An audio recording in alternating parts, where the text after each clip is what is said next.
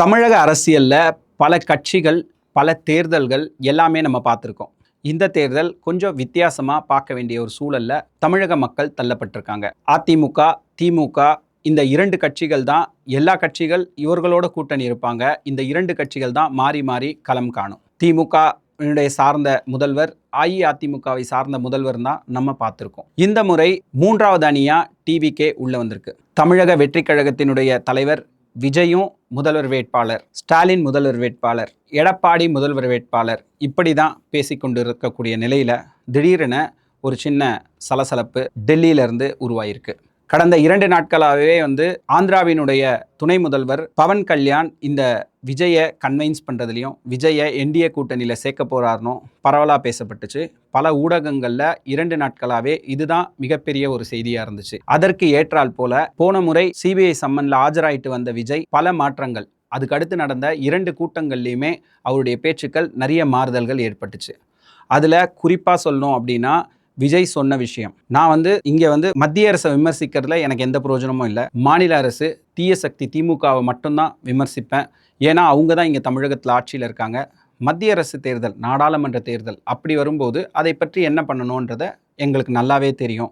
அவங்கள விமர்சிக்கலை, இவங்கள விமர்சிக்கலை, நை நை நை அப்படின்னு சொல்லிட்டு நீங்கள் ரொம்ப சிரமம் கொடுக்குறீங்க அப்படின்றத பிரச்சார மேடையிலேயே பகிரங்கமாக பேசினார். ஆனால் அன்னைக்கு அந்த கணக்கு எந்த அளவுக்கு யாருக்கு புரிஞ்சுதோ தெரில. ஆனால் இந்த 2 நாட்களாக நடந்துட்டு இருக்கிற பல விஷயங்கள் பல கணக்குகளை போட வைக்குது. ஆந்திராவினுடைய துணை முதல்வர் பவன் கல்யாண் தொடர்ந்து விஜயை தொடர்பு கொண்டு என்டிஏ கூட்டணியில் சேர்ந்தா என்னென்ன பயன்கள், அதே போல திமுகவை முழுமையாக நீங்கள் நினைக்கிற தீய சக்தியை அழிக்கணும் அப்படின்னா என்டிஏ கூட்டணியோட இணைங்க, அஇஅதிமுகவோட பலம் வாய்ந்த ஒரு கூட்டணியாக நிற்கும் பொழுது திமுகவை முழுமையாக அழிக்க முடியும், பாஜகவினுடைய கனவும் அதாவது நிறைவேறும் என்ற ஒரு தோரணையில தான் பவன் கல்யாண் அவரோட இனிஷியேட்டை எடுத்திருக்காரு. கடந்த 2 நாட்களாகவே இதை பற்றி தான் மிக பகிரங்கமாக எல்லா ஊடகங்களும் பலரும் இந்த பேச்சுக்களை தொடர்ந்து செஞ்சுட்டு வந்தாங்க. ஒரு விஷயம் நடக்கலை அப்படின்னா யார் பேரில் அந்த குற்றச்சாட்டுகள் வைக்கப்படுதோ அவங்க பகிரங்கமாக அது நாங்கள் இல்லை, அதெல்லாம் சர்ச்சையான பேச்சு, அது கண்டிப்பாக நாங்கள் அதில் ஈடுபடலை அப்படின்னு சொல்லுவாங்க.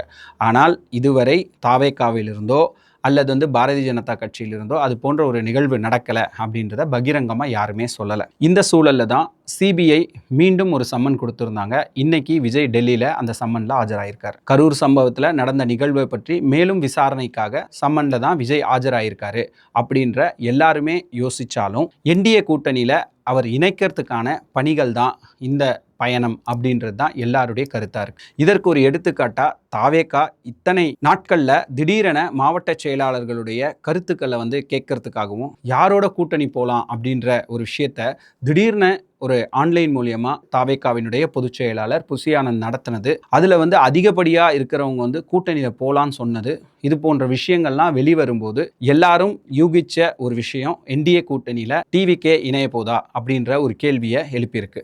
அதற்கு ஏற்றாற் போல கடந்த முறை சிபிஐ சம்மனில் டெல்லி போயிட்டு வந்த விஜய் அடுத்தடுத்து நடந்த மக்கள் சந்திப்பு கூட்டங்களில் தொடர்ந்து திமுகவை கடுமையாக விமர்சித்தவர், அஇஅதிமுகவை மறைமுகமாக விமர்சித்தார், பாரதிய ஜனதா கட்சியை விமர்சிக்கவே மாட்டேன் அப்படின்றதையும் வெளிப்படையாக சொன்னார். அந்த நேரத்திலேயே நிறைய பேர் அதை ரொம்ப கூர்ந்து கவனிச்சாங்க. இன்னைக்கு என்டிஏ கூட்டணியோட தாவேகா சேர்ந்தா என்ன நடக்கும் அப்படின்ற ஒரு கேள்விக்குறியில் வந்திருக்கு. சீட்டு எண்ணிக்கையாக இருக்கட்டும், முன்னாடியே பார்த்தீங்கன்னா என்டிஏ கூட்டணிக்கு 60 சீட்டு வேணும் அப்படின்ற ஒரு டிமாண்ட் அஇஅதிமுகவோட வைக்கப்பட்டிருக்கு. பாமக மற்ற இதர கட்சிகள் எல்லாமே சேர்த்து எந்த அளவுக்கு சீட்டுக்களை ஒதுக்க போகிறாங்க, முதல்வர் வேட்பாளர் எடப்பாடி பழனிசாமி, அதே போல் விஜய் கட்சியை சார்ந்தவங்களும் சுயமரியாதையும் நமக்கு மிகப்பெரிய முதல்வர் வேட்பாளர் அப்படின்ற ஒரு தீர்மானத்தை அவங்களுடைய கூட்டத்தில் தான் நிறைவேற்றினாங்க. கூட்டத்தில் விஜய் தான் முதல்வர் வேட்பாளர் தீர்மானத்தை நிறைவேற்றின டிவிகே கட்சி இப்போ திடீர்னு கூட்டணிக்கு போகலான்னு சொல்கிறதும்,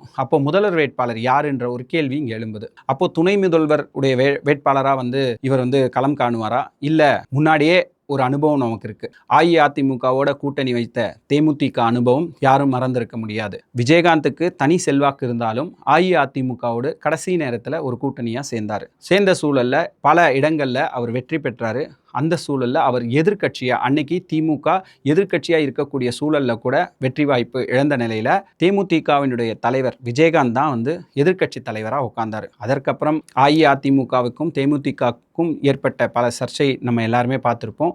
அதற்கு பிறகு விஜயகாந்த் இல்லாத ஒரு சூழல் வரும்போது இன்னைக்கு தேமுதிக எந்த இடத்துல இருக்குன்றது எல்லாருக்குமே தெரியும். முன்னாடியே அஇஅதிமுக மீது தொடர் விமர்சனங்கள் எப்போ பாஜக கூட்டணியில் வந்து அஇஅதிமுக சேர்ந்தாங்களோ அன்னையிலிருந்து இன்னை வரைக்குமே தொடர்ந்து பல சர்ச்சைகளும் பல விமர்சனங்களும் வைக்கப்பட்டிருக்கு. ஆனால் எப்பொழுதுமே நான் எந்த இடத்துல இருக்கணும் அந்த இடத்துல ரொம்ப விசுவாசமாக இருப்பேன் அப்படின்ற ஒரு எடுத்துக்காட்டில் தான் எடப்பாடி பழனிசாமி அஇஅதிமுகவில் இஸ்லாமியர்களுக்கு, அதாவது சிறுபான்மையினருடைய ஓட்டுனால் எந்த பயனும் இல்லை அப்படின்ற ஒரு பட்டியலிட்டு எவ்வளோ ஓட்டுக்கள் உள்ளே வந்திருக்கு, எவ்வளோ ஓட்டுக்கள் வெளியே போயிருக்குன்ற ஒரு மிகப்பெரிய ஒரு பட்டியலை வெளியிட்டதை ஒரு செயற்குழு கூட்டத்தில் நம்ம எல்லாருமே பார்த்தோம்.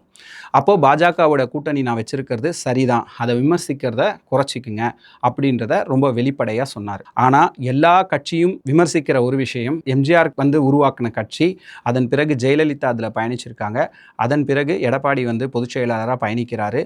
அவங்க எல்லாருமே ரொம்ப சிரமப்பட்டு ரொம்ப துணிச்சலாகவும் ரொம்ப இரும்பு பெண்மணி அப்படின்ற சொல்லக்கூடிய அளவிற்கு ஒரு பெயரெடுத்த கட்சி இப்பொழுது காணாமல் போகக்கூடிய ஒரு சூழல் பாரதிய ஜனதா கட்சி கூட்டணியோடு வைக்கும்போது மகாராஷ்டிரா போன்ற மாநிலங்கள் எல்லாம் என்ன நடந்துச்சு, அது போன்ற நிலை தான் தமிழகத்தில் நடக்கும் அப்படின்ற ஒரு சூழல் பேசப்பட்டு இருக்கக்கூடிய சூழலில் திடீரென இப்போ தாவேகாவினுடைய தலைவர் விஜய் டெல்லி பயணம், போன டெல்லி பயணத்துக்கு அப்புறம் நிறைய மாறுபாடுகள், இப்போ திருப்பியும் டெல்லி பயணம் வந்த பிறகு என்டிஏ கூட்டணியுடைய உறுதி ஆகிறதுக்கான வாய்ப்புகள் இருக்கா, ஒருவேளை இருந்துச்சு அப்படின்னு சொன்னால் யார் முதல்வர் வேட்பாளர், அப்படி ஒரு துணை முதல்வர் வேட்பாளர் இல்லை என்று சொன்னாலும் கட்சிகள் வெற்றி பெற்ற பிறகு எதிர்கட்சியாக விஜயை உட்கார வச்சிருவாங்களோ அப்படின்ற ஒரு சூழல் பேச்சுவார்த்தை நடந்திருக்குமோ அப்படின்றது எல்லாமே ஒரு யூகிக்கப்பட்டாலும் நடந்தால் என்ன நடக்கும் அப்படின்ற ஒரு விஷயத்தில் நம்ம ரொம்ப உற்று கவனிக்க வேண்டியதாக இருக்குது. அதற்கு ஏற்றாற்போல் லைலா கல்லூரியோட முன்னாள் மாணவர்கள் இன்றைக்கி ஒரு விஷயத்தை வெளியிட்டிருக்காங்க, கருத்து கணிப்பை வெளியிட்டிருக்காங்க. அது முழுக்க விஜய்க்கு ஃபேவராக தான் இருக்குது. முதல்வர் வேட்பாளராக யார் வந்து அதிகமாக விரும்புகிறாங்க அப்படின்னு கேட்டால் முதல்வர் வேட்பாளராக விஜயை தான் அதிகமாக விரும்புகிறாங்க. இதே 2 மாதத்திற்கு முன்னாடி ஒரு சர்வே வெளியிட்டாங்க அவங்களே. அதில் ஸ்டாலின் அதிக பேர் வந்து விரும்புகிறாங்க. இந்த 2 மாதத்திற்குள் நடந்திருக்கக்கூடிய மனமாற்றம் என்ன, எல்லாருக்கும் விஜய் பிடிக்க காரணம் என்ன, இது போன்ற பல கேள்விகள்.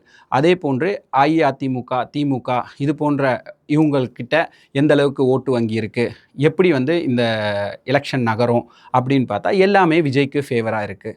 அப்போது விஜய் வந்து என்டிஏ கூட்டணியில் சேர்ந்தா அப்படின்னா மாபெரும் ஒரு வெற்றியை அஇஅதிமுகவிற்கு, கூட்டணி கட்சிகளுக்கு கண்டிப்பாக இருக்கும் அப்படின்னு எதிர்பார்க்கப்படுமா அப்படின்னு ஒரு கேள்வி எழுப்புனா அவர் முழுக்க கண்டிப்பாக அந்த மாதிரி ஒரு சூழல் ஏற்பட்டால் விஜய்க்கு மிகப்பெரிய ஒரு பின்னடைவு ஏற்படும். ஏன்னா தனித்துவமாக விஜய் இருக்கார். விஜய் நல்லபடியாக வந்து மக்களுக்கு வந்து ஏதோ ஒன்று செய்வார், 3வது ஒரு நபராக வந்து மக்கள் மத்தியில் நிற்பார், இப்படின்ற ஒரு நம்பிக்கையில் மட்டும்தான் இந்த கருத்து கணிப்புகள் ரிசல்ட் வந்து இருந்திருக்கு. விஜய் வந்து இந்த மாதிரி ஒரு என்டிஏ கூட்டணியில் போயிடுவார், திடீர்னு வந்து துணை முதல்வருக்கு வாய்ப்புகளுக்கு வந்து அவர் வந்து அடிபணிஞ்சிருவார், இல்லை ஜெயிச்ச பிறகு எதிர்கட்சியாக உட்காந்து கேள்வி கேட்கறதுக்கான வழிகளை வந்து வழிவகை செஞ்சுப்பார் அப்படின்ற ஒரு சூழலில் அது கண்டிப்பாக நடக்க வாய்ப்பே இல்லை அப்படின்றதையும் வெளிப்படையாக வந்து வெளியிட்டிருக்காங்க. கண்டிப்பாக என்ன நடக்க இருக்குது, இது எதை நோக்கி போக போகுது அப்படின்றது எல்லாமே விஜயை பொறுத்தளவும் என்டிஏ கூட்டணியை பொறுத்தளவும் பொறுத்திருந்து தான் பார்க்க வேண்டும். இது போன்ற பல சுவாரஸ்யமான நிகழ்வுகளையும் பல விஷயங்களையும் நம்ம தொடர்ந்து பேச இருக்கிறோம். தொடர்ந்து தக்கார் குரல் சேனலை சப்ஸ்கிரைப் செய்து எங்களுக்கு ஆதரவு அளிக்கும். நன்றி.